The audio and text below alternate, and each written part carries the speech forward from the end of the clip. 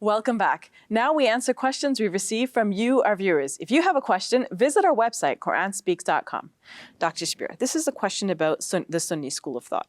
What are the specific differences and practices of each Sunni school of thought, and what is the history behind them, specifically praying practices? What events led to these individual schools?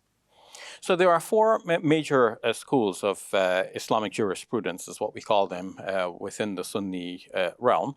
The first one, in terms of the historical emergence, is that of this Imam Abu Hanifa. He was born about 80 years of the Hijrah, which means several decades after the Prophet Muhammad, peace be upon him.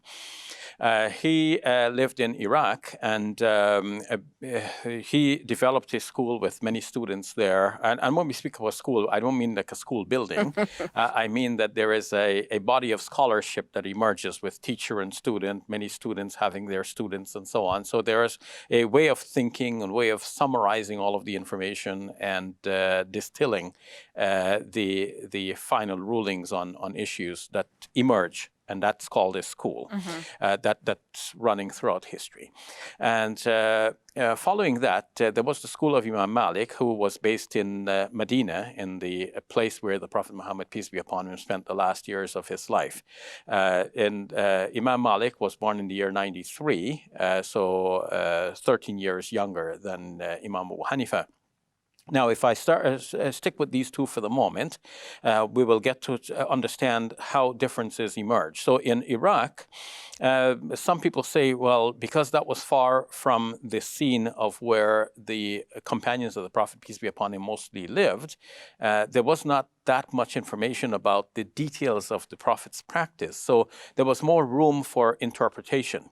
Because, you know, when you have something reported from the Prophet, you feel obliged to follow that, and you feel reticent to offer your own opinion on the matter. But in Iraq, they had a little bit more of a leverage this way, because they had less reports and they exercised more opinion, and they emphasized the Quranic text. So if something was clearly derived from the text of the Quran, even if somebody came and said, well, we have a report from the Prophet saying something different, they would prefer to go with what is clear from the Quran rather than to go with what somebody's reporting, because they have a suspicion that when people report things, the reports could change from one person to another, especially in the early days when these reports were given by word of mouth rather than to be put into writing or carved in stone.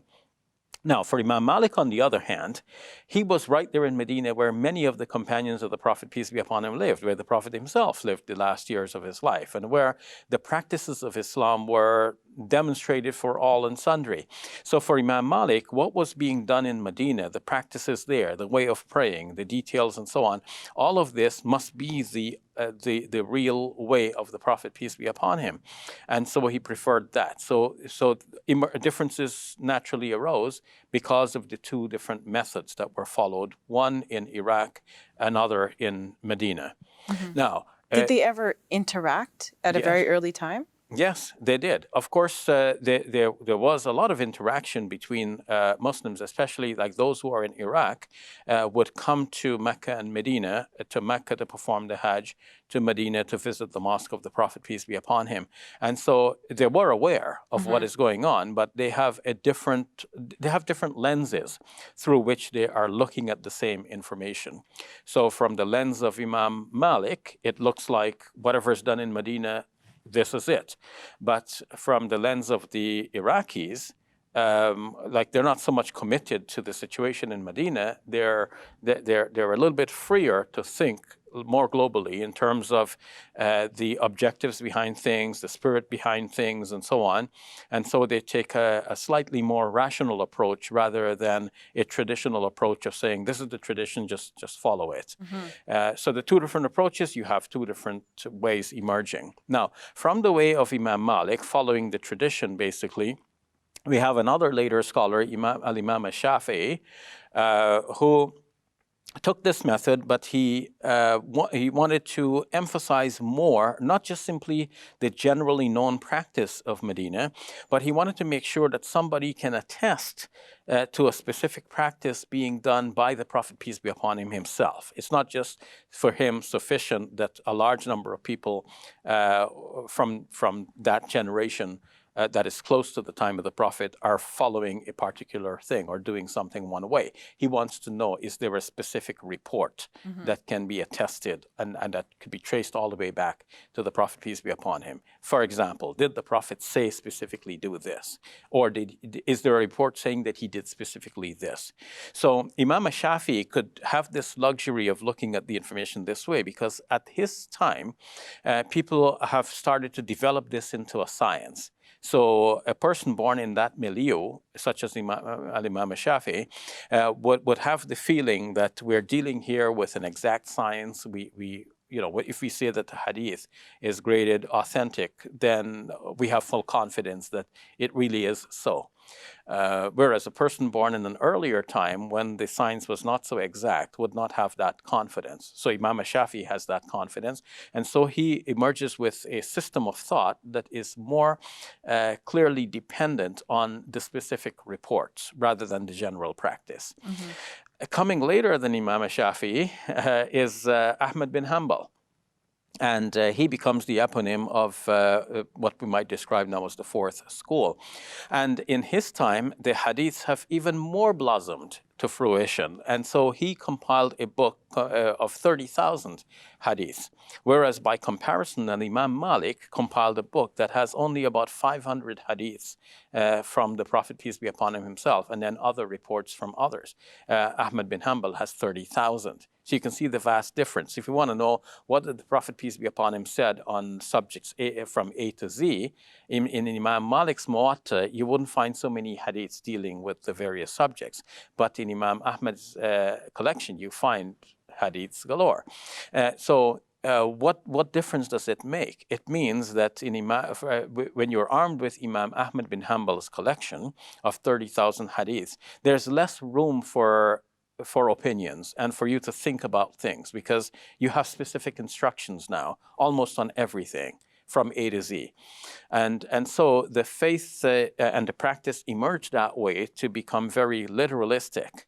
And some people took it even further than this. Dawood ibn Hazm emerged with what is referred to as the Zahiri school, and that took things even ultra-literally.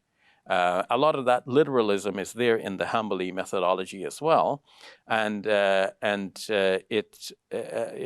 has become in modern times actually somewhat fused with the Hanbali methodology, and so we find that in some places, like for example in Saudi Arabia, where the Hanbali school has become the school by default that is known and practiced and whose laws are implemented in the country, there we find a more literalistic application of certain laws. Whereas, for example, in some of the parts of the world where you have the Hanafi school in practice, you will find more of a sort of liberal is not the right term, but a more rational approach where people might be looking at the objectives behind the law and the spirit behind things rather than the literal application.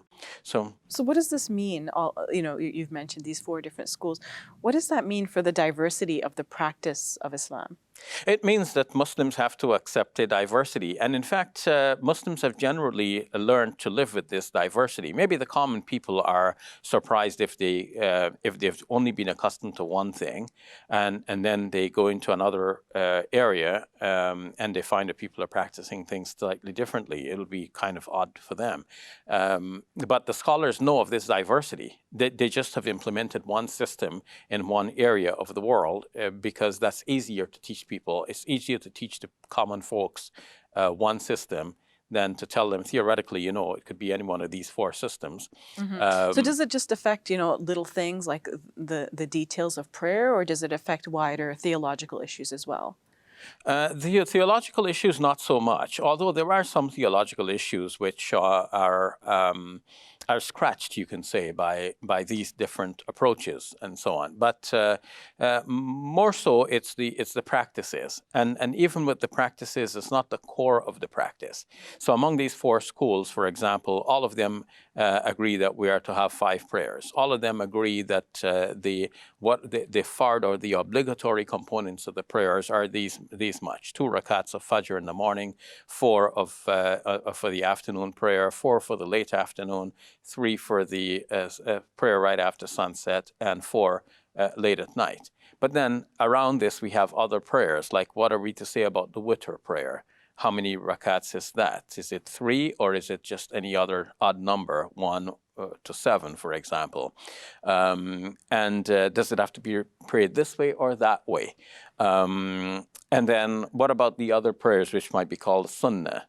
For the Dhuhr prayer, for example, the afternoon prayer, is it 2 rakats before the fard, or is it 4 rakats before the fard, and so on. So we have some differences around the core. So there is a core that is agreed upon by all, and then the differences around them. Does it matter which of these schools of thought a person follows?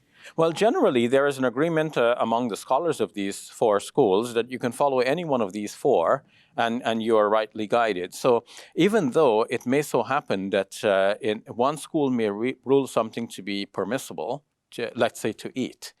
So one school says this food is permissible to eat, but the other school says, no, this is haram, you can't eat that. So you might have 2 Muslims side by side, and one is eating it because his school says it's permitted. The other one is avoiding it because his school says it is impermissible, haram. It is a sin to eat. But he, while avoiding it for himself, he has to accept that his brother or sister in faith is following a system. Here we're looking at the system of thought. It is a system of thought that guided the followers of that school to a certain conclusion. The conclusion could be wrong, because you can't have both conclusions right. This thing is halal and haram at the same time. Or God ruled this to be halal for the Shafi'is, but haram for the Hanafis. No, it's God ruled one thing, but we don't know what that one thing is. And 2 different opinions arose. Some people said it's this thing, and some people said it's this thing. So we have to accept that in principle, because they're following a good methodology, they're just trying to find the right way, but they were looking at it through different lenses, and we have different lenses, and we can't have all of the same lenses. Just like we can't take out the lenses from our own eyes and put it in the other person's eye. We're going to see things differently, and it was seen differently in one school.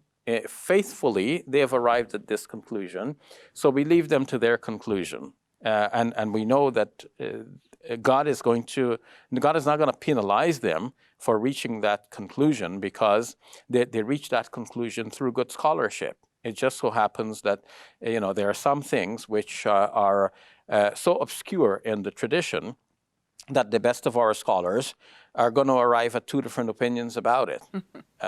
Yeah. So Dr. Shabir, one last question. Is it possible for a Muslim to pick and choose between the schools of thought in terms of the way they practice Islam? Yeah, well, generally for the common folks, the choice is not available generally, because what happens in practice is that a school becomes widespread in a certain area. I mean, let's think about before the schools became widespread, there were just these scholars around. So one might go to Iraq and find Imam Abu Hanifa is teaching there. One might go to Medina and find that Imam Malik is teaching there. And you asked me about interactions. One of the primary students of Imam Abu Hanifa, Muhammad bin Hassan al-Shaybani, went to Medina, and he studied Imam Malik's book, the Muwatta, and he compiled his own edition of the Muwatta. So they know the same information, they're students of each other, and so on. There is this kind of interaction. But now, some people may go to Iraq and follow Imam Abu Hanifa there. Some people may be living in Medina, they're following Imam Malik. It'll be difficult for them in Medina to follow Imam Abu Hanifa because he's far away, and they don't have the telephone to call each other every day and find out, what's the new thinking about new issues arising. So people tend to follow the scholarship in their area. Now, this scholarship becomes well entrenched in a certain area. people who are born in that area naturally tend to follow that. So that's why you will find people from the Indo-Pak subcontinent, naturally, they mostly follow the Hanafi school. People in Saudi Arabia, mostly the Hanbali school, because that's what is prevalent there. So the common people do not generally have this kind of luxury of following one or another. But they do in Canada, right? No, in Canada, people people are all mixed up. Yeah, but I wanted to make the distinction that the scholars have the responsibility to know what is right and to follow what is right. So a scholar may be convinced of a particular school and follow that. They may be convinced that a particular school is more to the point, but they may continue to abide by the school that is popularly followed in their area. And then a good example of this was Shabir Ally of Delhi. Because he lived in Delhi, he abided by the Hanafi school because that was widespread there. But by conviction, he thought that the Shafi school is more to the point.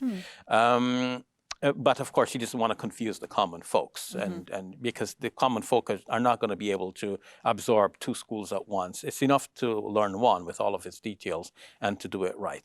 Now, in our cosmopolitan situation, here we are in the Toronto area with people from all around the world following a wide variety of schools. You go to a mosque and the person beside you might be praying differently. Yeah. The person in front of you might be praying completely different. Yeah. So first we have to come to that position of tolerance to recognize that these are a variety of practices that are known in Muslim scholarship, widely acclaimed and acknowledged and verified to be the product of sound methodology.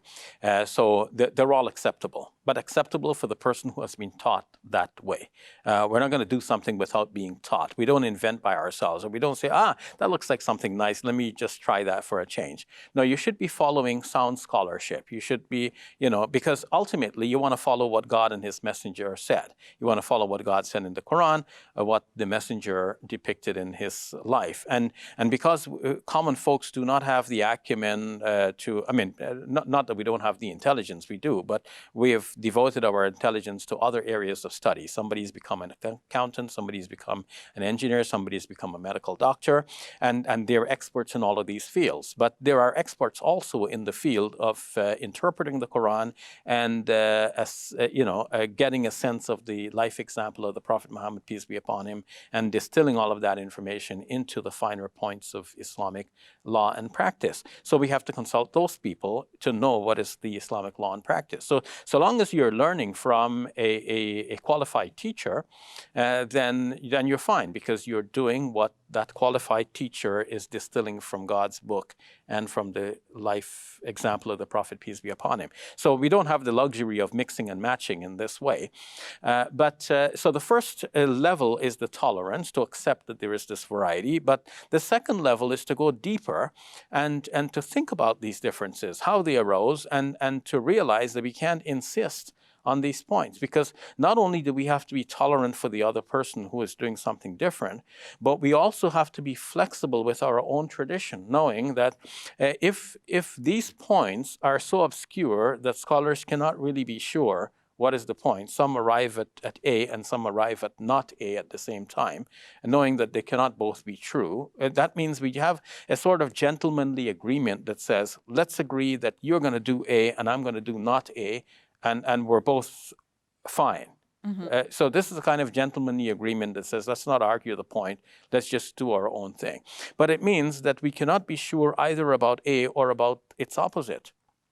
And so we cannot be sure and insist upon these practices. It means that we should have a greater degree of flexibility in the application of Islamic law when it comes to these details, because the details are not so firm. Thank you, Dr. Shabir. That was really insightful and interesting. I appreciate your thoughts. If you enjoyed this video, click like and subscribe. And please donate to support our work at QuranSpeaks.com.